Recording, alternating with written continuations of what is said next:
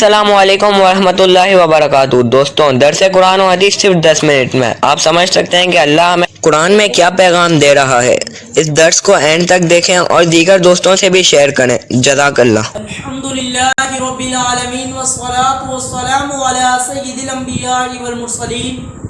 अम्मा बाद फ़अऊज़ु बिल्लाहि मिनश शैतानिर रजीम। बिस्मिल्लाहिर रहमानिर रहीम। नाज़रीन किराम, एक मरतबा फिर हाजिर हुए हैं सिलसिला दर्स कुरान लेकर आपकी खिदमत में। आज हम समाअत करते हैं सूरह बकरा की आयत नंबर 230 और 231। दर्स को तवज्जो के साथ सुनिएगा। अल्लाह तबारक व तआला हमारा दर्स करना, आपका सुनना अपनी पाक बारगाह में कबूल और मंजूर फरमाए। बिस्मिल्लाहिर रहमानिर रहीम। तर्जुमा, अल्लाह के नाम से शुरू जो निहायत मेहरबान रहम वाला है।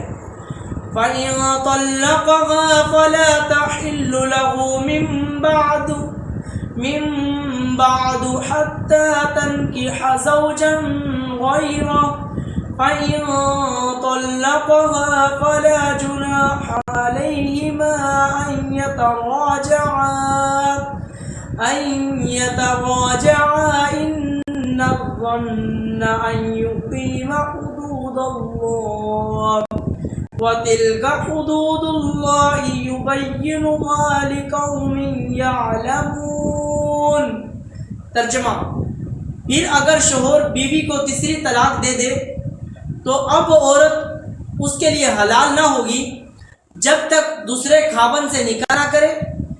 फिर वो दूसरा शोहर अगर उसे तलाक दे दे तो उन दोनों पर एक दूसरे की तरफ लौट आने में कुछ गुनाह नहीं। अगर वो ये समझे कि अब अल्लाह की हुदूदों को कायम रख लेंगे और ये अल्लाह की हदें हैं जिन्हें वो दानिशमंदों के लिए बयान करता है। व इन तल्लक़हा, फिर अगर शोहर बीवी को तीसरी तलाक दे दे। नाज़रीन किराम, इस आयत मुबारका में 3 तलाक़ों के बारे में जो है वो बयान किया गया है। फरमाया 3 तलाक़ों के बाद औरत शोहर पर हुर्मत गलीज़ा के साथ हराम हो जाती है। यानी अगर मैंने पहले भी आपको बताया है पिछले दर्स में कि तलाक जो है वो 3 तरह की होती है।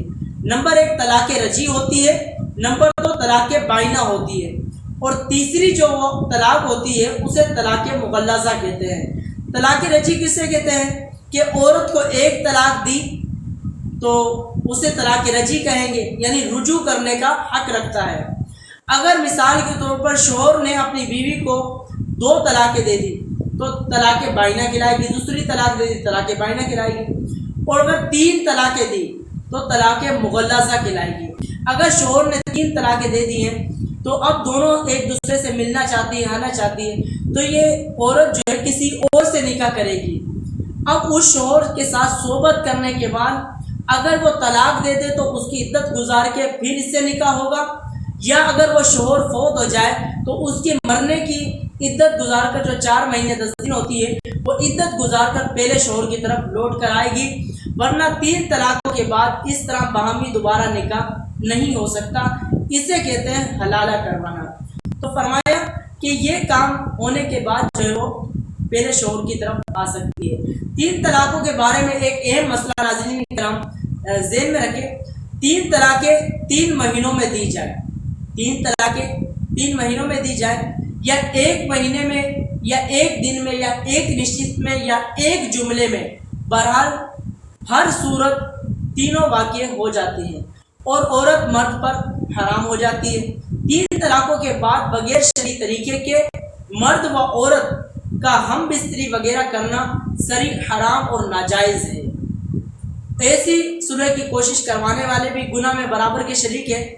तो कुछ ऐसे होते हैं लोग 3 तलाक़ें दे दी हैं, जी मैं तो इस तरह नींद में था, मैं तो इस तरह मेरे तो ख्याल में नहीं था, मैंने तलाक़ें दे दी हैं।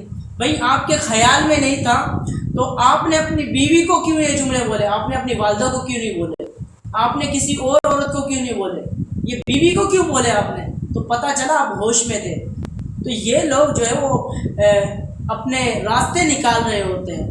ऐसे लोगों को किसी माहिर तरीन मुफ्ती के पास बैठकर दोनों तरफ के जो है अल्फाज बयान करके लिखवा कर जो है پھر جو ہے شرعی مسئلہ معلوم کر کے اپنے لیے پھر جو مفتی صاحب یا کوئی ماہر ترین عالم صاحب ہوں ان سے رجوع کر کے پھر جو وہ بتائیں آپ نے اس پر عمل کرنا ہے، اپنی عقل کے گھوڑے اس میں نہیں دوڑانے ہیں۔ اگر مثال کے طور پر عورت کو طلاقیں پڑ گئی ہیں اور اپنی عقل کے گھوڑے دوڑاتے ہیں اور معاشرے کے بڑے لوگ، خاندان کے بڑے لوگ آ جاتے ہیں صلح کروانے کے لیے، جی کچھ نہیں ہوتا، یہ تو اللہ تعالیٰ کے نزدیک ناپسندیدہ طریقہ ہے، جی محبت ہو گئی یا دوبارہ جو ہے وہ شروع ہو جاؤ، تو اس طرح جو اولاد ہوتی ہے اگر طلاق ہو گئی تو اولاد اب جو پیدا ہوگی وہ حرام کی ہوگی۔ تو ایسے لوگوں کو جو راستے نکالتے ہیں اپنے لیے، میں انہیں صحیح کہہ رہا ہوں کہ وہ اچھے ماہر ترین مفتی کے پاس جا کر اپنا مسئلہ رکھے، جو وہ فرمائے اس پر آپ عمل کریں۔ اللہ تعالیٰ ہمارے لیے آسانی کے راستے پیدا فرمائے۔ آئیے سماعت کرتے ہیں سورہ بقرہ کی آیت نمبر 231 میں اللہ تبارک و تعالیٰ نے کیا ارشاد فرمایا ہے، اس آیت کو بھی توجہ کے ساتھ سنیے گا۔ وَإِذَا طَلَّقْتُمُ النِّسَاءَ فَبَلَغْنَ أَجَلَهُنَّ فَأَمْسِكُوهُنَّ بِمَعْرُوفٍ أَوْ سَرِّحُوهُنَّ بِمَعْرُوفٍ وَلَا تُمْسِكُوهُنَّ ضِرَارًا لِتَعْتَدُوا وَمَنْ يَفْعَلْ ذَلِكَ فَقَدْ ظَلَمَ نَفْسَهُ وَلَا تَتَّخِذُوا آيَاتِ اللَّهِ هُزُوًا واذكروا نعمة الله عليكم وما أنزل عليكم من الكتاب والحكمة يعظكم به واتقوا الله واعلموا أن الله بكل شيء عليم۔ ترجمہ، اور جب تم عورتوں کو طلاق دو اور وہ اپنی عدت کی اختتامی مدت کے قریب تک پہنچ جائے تو اس وقت انہیں اچھے طریقے سے روک لو یا اچھے طریقے سے چھوڑ دو اور انہیں نقصان پہنچانے کے لیے نہ روکے رکھو، تاکہ تم ان پر زیادتی کرو، اور جو ایسا کرے اس نے اپنی جان پر ظلم کیا۔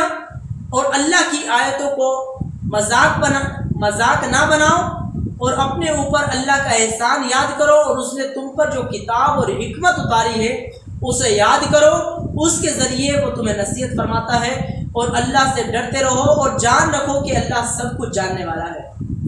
وَإِذَا طَلَّقْتُمُ النِّسَاءَ، اور جب تم عورتوں کو طلاق دے دو۔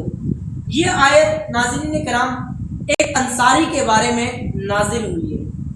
انہوں نے اپنی عورت کو طلاق دی تھی، جب عدت ختم ہونے کی قریب ہوتی تو رجوع کر لیا کرتے تھے تاکہ عورت قید میں پڑی رہے۔ اس پر آیت کریمہ نازل ہوئی ہے جو آپ نے اس کا ترجمہ سنا ہے، جس کا خلاصہ ہے کہ جب تم عورتوں کو طلاق دو اور اپنی عدت کی اختتامی مدت کے قریب پہنچ جائے تو اس وقت انہیں اچھے طریقے سے روک لو یا اچھے طریقے سے چھوڑ دو۔ تمہیں رجوع کا اختیار تو دیا گیا ہے، لیکن اس اختیار کو ظلم اور زیادتی کا ہیلا نہ بناؤ، انہیں نقصان پہنچانے اور ایذا دینے کی نیت سے رجوع کرتے رہو۔ یہ فعل سراسر اللہ کی آیتوں کو مذاق بنانے کے مترادف ہے۔ جسے مذاق میں کسی چیز کی پرواہ نہیں کی جاتی، اسی طرح تم اللہ کی آیتوں کی پرواہ نہیں کرتے۔ اور یہ بھی یاد رکھو، جو اس طرح کرتا ہے وہ اپنی جان پر ظلم کرتا ہے، حکم الہی کی مخالفت کر کے گناہگار ہوتا ہے۔ تمہیں تو اپنے اوپر اللہ کا احسان یاد کرنا ہے، چاہیے کہ اس نے تمہیں اسلام کی دولت عطا کی اور سید عالم صلی اللہ تعالیٰ علیہ وآلہ وسلم کا امتی بنایا، تمہیں تمہاری عبادت، معاملات اور معاشرات کے طریقے سکھائے۔ تمہیں تو اللہ تعالیٰ کی عطا کردہ حکمت کو یاد کرنا چاہیے، اللہ کی نصیحت پر عمل کرنا چاہیے، زندگی کے تمام معاملات میں اللہ تعالیٰ سے ڈرتے رہنا چاہیے۔ کائنات میں تمہارے اپنی بیویوں پر ظلم اور ستم اور احکام شریعہ کی مخالفت اور کوئی نہ بھی جانتا ہو، لیکن اللہ تعالیٰ تو سب کچھ جانتا ہے۔ فرمایا کہ تم نہیں جانتے، جو تم زیادتیاں کرتے ہو، اگر تم نہیں جانتے تو تمہارا رب تو جانتا ہے۔ اللہ تعالیٰ ہمیں کسی کا حق مارنے سے جو ہے وہ محفوظ رکھے، کسی پر زیادتی نہ کرے، کسی پر ظلم نہ کرے۔ اللہ تبارک و تعالیٰ کی لاٹھی جو ہے وہ بے آواز ہوتی ہے، کسی وقت بھی جو ہے وہ کایا پلٹ سکتی ہے۔ اللہ تعالیٰ ہمیں ان برے کاموں سے محفوظ رکھے.